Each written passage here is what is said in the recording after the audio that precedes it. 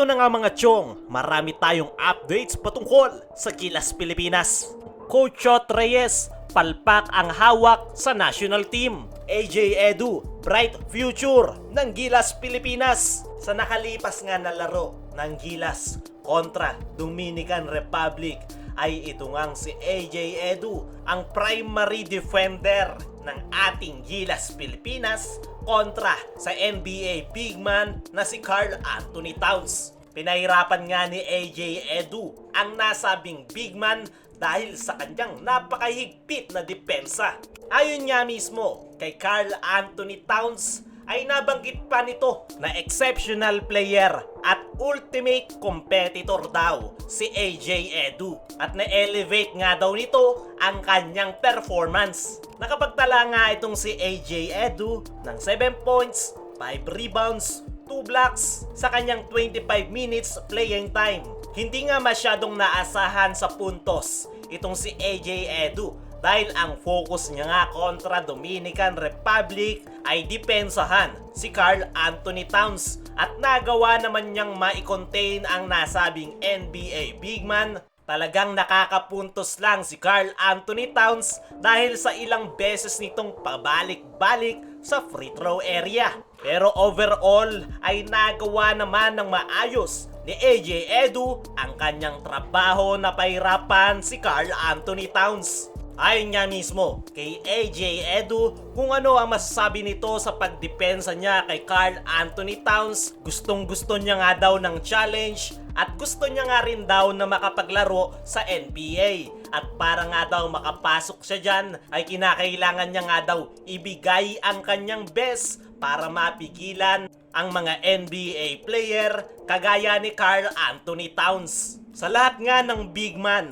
na naka-line up ngayon sa Gilas Pilipinas ay ito ngang si AJ Edu ang pinakamasasabi nating makakasabay talaga ngayong FIBA World Cup. May height, agile player, mabilis, kayang dumipensa at hindi lalambot-lambot. Nagawa nga ng maayos ni AJ Edu ang kanyang trabaho kontra Dominican Republic at naniniwala ko mga chong na kayang-kaya pang madagdagan ni AJ Edu ang kanyang laro lalo na't batang-bata pa nga ito at marami pa nga itong mga pwedeng i-improve sa kanyang skill set. At magandang balita nga yan para sa Gilas Pilipinas dahil future is bright dahil meron nga tayong AJ Edu na kayang-kayang makipagsabayan sa mga NBA player.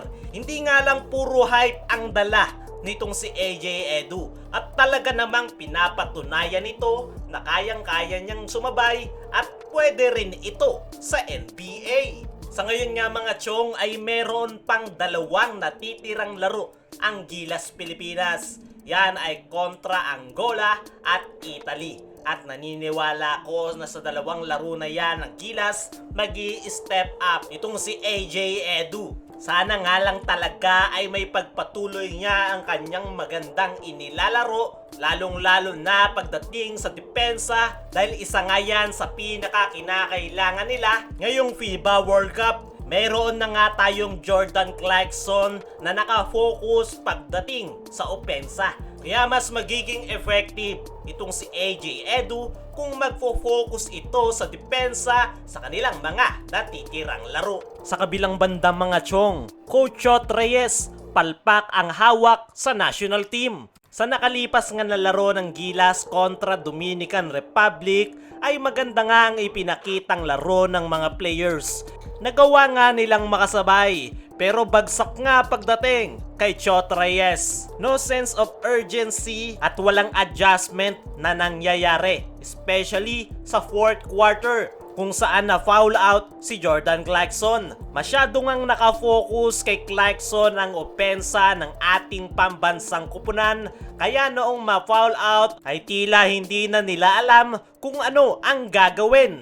At yan nga ang kinuhang advantage ng Dominican Republic kaya naman nagawa nilang makasurvive kontra Gilas Pilipinas. Isa pa nga sa napansin natin sa paghawak ni Chot Reyes sa Gilas ay limitadong players nga lang ang ginagamit nito. At yan siguro ang dahilan kung bakit Nawala na rin ang opensa ng Gilas sa fourth quarter dahil pagod na ang mga players. Isa rin sa kapansin-pansin ay kokonti nga lang ang offensive plays ng Gilas Pilipinas. Puro isolation at puro pick and roll nga lang ang kanilang ginagawa.